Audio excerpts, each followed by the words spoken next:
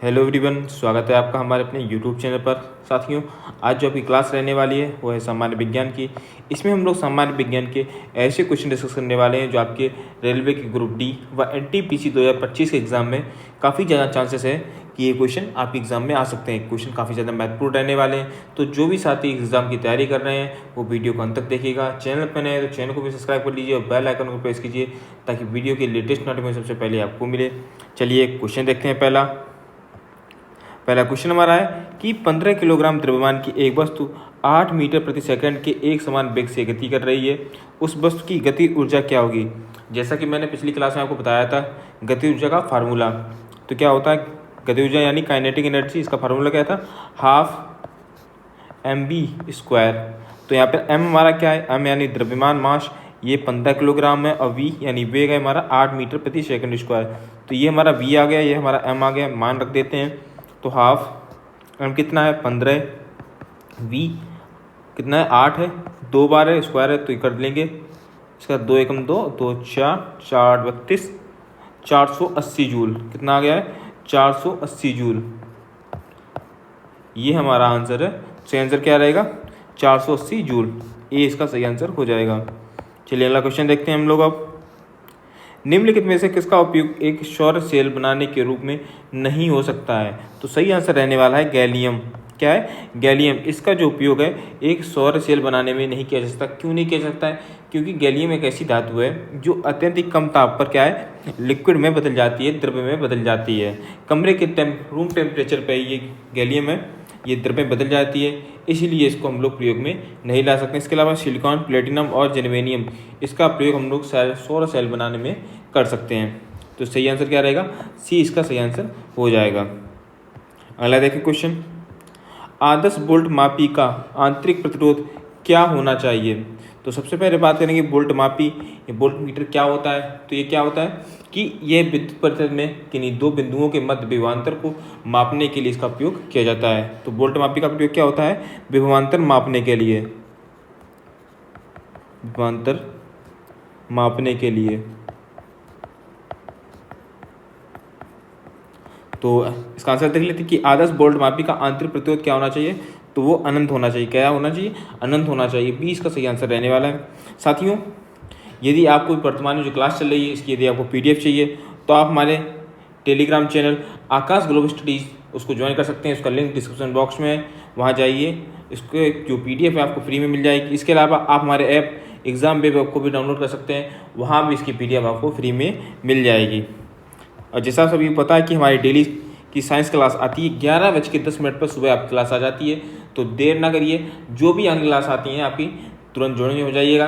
Join होने क्या करना पड़ेगा आपको? तो आपको करना पड़ेगा कि हमारे चैनल को सब्सक्राइब करना पड़ेगा। चलिए क्वेश्चन देखते हैं अगला। 11 किलोग्राम की एक वस्तु जब भूमि से 5 मीटर की ऊंचाई पर हो तब इसमें निहित ऊर्जा ज्ञात करें। और आपको गुरुत्वाकर्षण फोर्स दिया है 9.8 मीटर प्रति सेकंड स्क्वायर। तो निहित ऊर्जा ज्ञात करने के लिए यानी यू को ज्ञात करने के लिए mgh ये फार्मूला होता है। तो मान लग देते हैं, m यानी मास हमारा कितना है 11 है, गुरुत्वाकर्षण फोर्स है 9.8 और h ऊंचाई कितनी है 5 मीटर। तो 11 5 55 55 गुणे 9.8 और इसका आंसर आएगा 539 जूल। सही आंसर क्या रहने वाला है, ए इसका सही आंसर हो जाएगा। क्या है, ए। अगला क्वेश्चन देखते हैं पुनः उसी तरीके से कि 20 किलोग्राम की एक वस्तु जब भूमि से 10 मीटर की ऊंचाई पर हो तो उसमें निहित ऊर्जा क्या होगी, कितनी होगी? गुरुत्वाकर्षण फोर्स दे रखा है। पुनः हम लोग फार्मूला लगाए U बराबर mgh। m हमारा कितना है 20 है, गुरुत्वाकर्षण 9.8 और h हमारा मीटर है 10, कितना हो गया? तो इसका सही आंसर हो जाएगा 1960 जूल। कितना है 1960 जूल। 20 का सही आंसर हो जाएगा। ठीक है, याद रखिएगा। अगला क्वेश्चन, जब कार एक मोड़ लेती है तो वह कौन सा बल है जिसमें बाहर की ओर धक्का देता है? तो वो अपकेंद्री बल होता है। कौन सा? अपकेंद्री बल होता है जो बाहर की ओर धक्का देता है। 20 का सही आंसर हो जाएगा।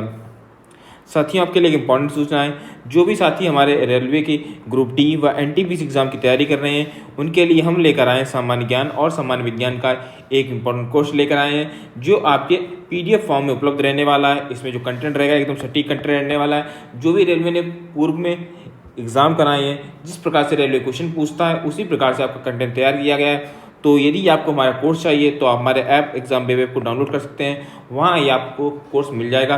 कोर्स की कीमत मात्र रहने वाली है 199 रुपये रहने वाली है। वर्तमान में छूट चल रही है और ये आपको मिल जाएगा मात्र 149 रुपये में आपको कोर्स मिल जाएगा। 50 रुपये की अभी छूट चल रही है। इसके अलावा आपको कोई क्वेरी करनी है तो हमारे दिए गए नंबर, ये हमारा व्हाट्सएप नंबर है, इसका ये हमारा कॉल का नंबर है, इस पर आप संपर्क कर सकते हैं। कोई भी क्वेरी करनी हो करियर से रिलेटेड या कोर्स से रिलेटेड, हम आपकी क्वेरी को सॉल्व करेंगे। चलिए अब अगला क्वेश्चन देखते हैं क्या है। उद्योग में शक्ति की इकाई क्या है? शक्ति की इकाई क्या है? तो वो है अश्व शक्ति। क्या है? अश्व शक्ति। डी इसका सही आंसर रहेगा, हॉर्स पावर। Horse power. और हॉर्स पावर कितना होता है? तो 746 वाट। कितना होता है? एक हॉर्स पावर कितना होता है? 746 वाट के बराबर होता है। देखिए, जो वाट होता है वो भी शक्ति का मात्रक होता है, ठीक है, ये भी शक्ति का मात्रक होता है। लेकिन क्या उद्योग में पूछा गया, बड़े पैमाने पूछा गया है, तो बड़े पैमानों पर अश्व शक्ति का प्रयोग किया जाता है। तो ठीक क्या रहेगा आंसर? डी इसका सही आंसर हो जाएगा। या इस वाट को एक और नाम से लिख सकते हैं, जूल प्रति सेकंड। ठीक है, जूल प्रति सेकंड, ये भी इसको हम लोग लिख सकते हैं वाट को। अगला क्वेश्चन देखते हैं। केपलर का द्वितीय नियम ग्रह का क्षेत्रफलीय वेग अचर रहता है, निम्न में से किस संरक्षण नियम के तुल्य है? देखिए, केपलर का द्वितीय नियम क्या था? तो उन्होंने बताया था कि किसी भी ग्रह को सूर्य से मिलाने वाली रेखा समान अंतरालों के समान क्षेत्रफल पार करती है, यानी ग्रह की क्षेत्रफलीय चाल हमेशा नियत रहती है। तो सही आंसर क्या रहने वाला है? कोणीय संवेग। क्या है? सी इसका सही आंसर रहेगा। ये कोणीय संवेग जो नियम है इसके समतुल्य है, कोणीय संवेग पर आधारित है। देखिए, इसका फार्मूला क्या होता है? dA/dt = L/2m। ठीक है, तो dA और dt क्या है? dA/dt, तो ये है क्षेत्रफलीय चाल है। क्या है? क्षेत्रफलीय चाल, या इसको वेग कह सकते हैं। ठीक है, जो L हमारा ये क्या है? ये हमारा कोणीय संवेग है, कोणीय संवेग। और जो m हमारा है वो है ग्रह का द्रव्यमान। क्या है? ग्रह का द्रव्यमान। ठीक है, तो ये सब आपको याद रखना है। अगला देखते हैं क्वेश्चन क्या है। यदि अभिकारकों की एक कुल ऊर्जा प्रतिक्रिया के उत्पादों से अधिक है तो गर्मी जारी होती है, और प्रतिक्रिया को एक खाली स्थान बनना है प्रतिक्रिया कहा जाता है। तो क्या कहा जाता है? उष्मा, क्या कहा जाता है? उष्माक्षेपी। ठीक है, उष्माक्षेपीय प्रक्रिया कहा जाता है। ए इसका सही आंसर रहने वाला। उष्माक्षेपीय प्रक्रिया क्या होती है? तो ऐसी प्रक्रिया जो ऊर्जा जारी करती है और आमतौर पर गर्मी या प्रकाश में यह ऊर्जा जारी करती है। सही आंसर क्या हो जाएगा? ए इसका सही आंसर हो जाएगा। अगला क्वेश्चन देखते हैं। आदर्श गैस का समीकरण है, तो सही आंसर क्या है? ए इसका सही आंसर है PV/T = ωr। ठीक है, ये आदर्श गैस का समीकरण है। मान की बात करें तो क्या है यहाँ पे? देखिए, जैसे कि R क्या है? R किसको करता है? तो ये सार्वभौमिक गैस स्थिरांक है। क्या है? सार्वभौमिक गैस स्थिरांक। ओमेगा क्या है? तो ये है मोल्स के संदर्भ में आदर्श गैस की मात्रा। ठीक है, मोल्स के संदर्भ में आदर्श गैस की मात्रा। जो भी गैस की मात्रा होती है इसको ओमेगा से डिनोट करते हैं, गैस की मात्रा। टी क्या है यहाँ पे? टी है टेम्परेचर, तापमान।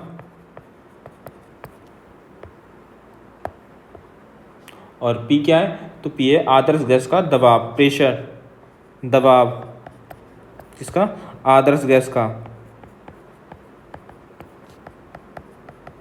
और वी क्या है? तो वी है आयतन। क्या है? आयतन आदर्श गैस का।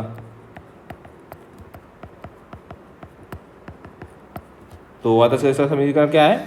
ए इसका सही आंसर है। ठीक है, चलिए अगला क्वेश्चन देखते हैं। पानी का अधिकतम घनत्व कितने डिग्री पर होता है? तो वो होता है 4 डिग्री सेल्सियस पर, ठीक है। 4 डिग्री सेल्सियस पर पानी का अधिकतम सबसे अधिक होता है, यदि पानी या तो इससे कम होगा, 4 डिग्री से भी कम होता है या ज़्यादा होता है तो उसका घनत्व कम होने लगता है। सबसे ज़्यादा घनत्व होता है 4 डिग्री सेल्सियस पे पानी का घनत्व जो है सबसे अधिक होता है।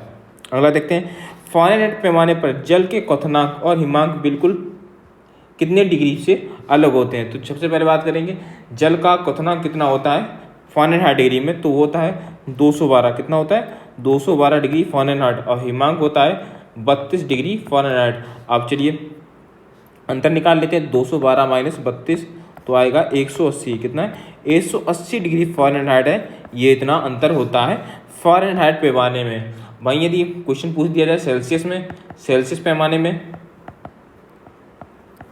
सेल्सियस पैमाना, तो देखिए उसका हिमांक कितना होता है, वो होता है 0, ठीक है। हिमांक कितना होता है 0 होता है, और क्वथनांक होता है 100। तो अंतर कितना आया 100 डिग्री सेल्सियस का अंतर होता है। तो इसका सही आंसर क्या होगा, ए इसका सही आंसर हो जाएगा। आगे क्वेश्चन, खालिस्तान बनना है आपको। समान तापमान और दाब में ठोस से तरल पदार्थों में बदलने के लिए आवश्यक प्रति इकाई द्रव्यमान ऊष्मा है। तो क्या है, द्रवण की गुप्त ऊष्मा। द्रवण की जो गुप्त ऊष्मा होती है समान तापमान और दाब में ठोस तरल पदार्थों में बदलने के लिए आवश्यक प्रति इकाई द्रव्यमान ऊष्मा है। और ये जो द्रवण की गुप्त ऊष्मा होती है ये हमेशा धनात्मक होती है। कैसी होती है, हमेशा धनात्मक होती है। या फिर इसको एक और नाम से जान सकते हैं, द्रवण की तापीय धारिता। क्या है, द्रवण की तापीय धारिता, ठीक है। चलिए अगला क्वेश्चन देखते हैं, रासायनिक गुणों के बीच मेंडलीफ खालिस्तान बनना है के 7 तत्वों द्वारा गठित यौगिकों पर केंद्रित था। आंसर बताने से पहले मैं साथी आपको बताना चाहूँगा, अभी यदि आपने भी चैनल विजिट सब्सक्राइब नहीं किया है तो चैनल को सब्सक्राइब कर लीजिए, बेल आइकन को प्रेस कीजिए ताकि वीडियो की लेटेस्ट नोटिफिकेशन सबसे पहले आपको मिले, और वीडियो को लाइक अवश्य कर दीजिएगा। और पुनः मैं आपको बताना चाहूँगा कि यदि आपको नोट्स चाहिए जो वर्तमान में क्लास चल रही है या फिर जो भी हमारी प्रीवियस क्लास होती हैं उसके लिए आपको नोट्स चाहिए तो आप हमारे टेलीग्राम चैनल को ज्वाइन कर सकते हैं। उसका लिंक डिस्क्रिप्शन बॉक्स में, वहाँ जाइए, टेलीग्राम चैनल डाउनलोड ज्वाइन कर लीजिए और हमारे सारे नोट्स प्राप्त कर लीजिए। तो चलिए इसका आंसर देखते हैं कि रासायनिक गुणों के बीच मेंडलीव के 7 तत्वों द्वारा गठित यौगिकों पर केंद्रित था। तो ये किस पे केंद्रित था, तो वो था हाइड्रोजन और ऑक्सीजन, ठीक है। हाइड्रोजन और ऑक्सीजन थे, इस पे केंद्रित था। क्यों केंद्रित था, क्योंकि ये अधिक अभिक्रियाशील होती हैं, ठीक है, अत्यधिक अभिक्रियाशील।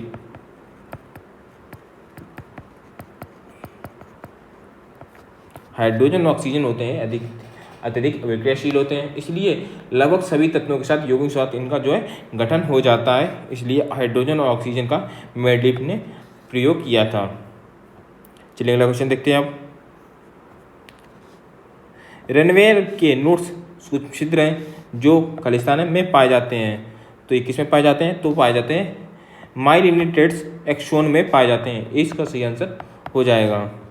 अगला क्वेश्चन, जिन पौधों में विभेदित पादप शरीर नहीं होता है वे समूह खालिस्तान बनना है के होते हैं। तो वो होते हैं थैलोफाइट। क्या होते हैं, थैलोफाइट के होते हैं। जिन पौधों में पादप शरीर नहीं होता है वो किस समूह के होते हैं, तो थैलोफाइट समूह के होते हैं। अगला देखते हैं, निम्नलिखित में से कौन सा मृत पोषित है, तो वो है मशरूम। कौन है, मशरूम मृत पोषित है, मतलब मरे हुए पदार्थों से अपना भोजन प्राप्त करता है। जिनको मौत हो जाती है उन पे डिपेंडेंट होता है। तो बी इसका सही आंसर हो जाएगा।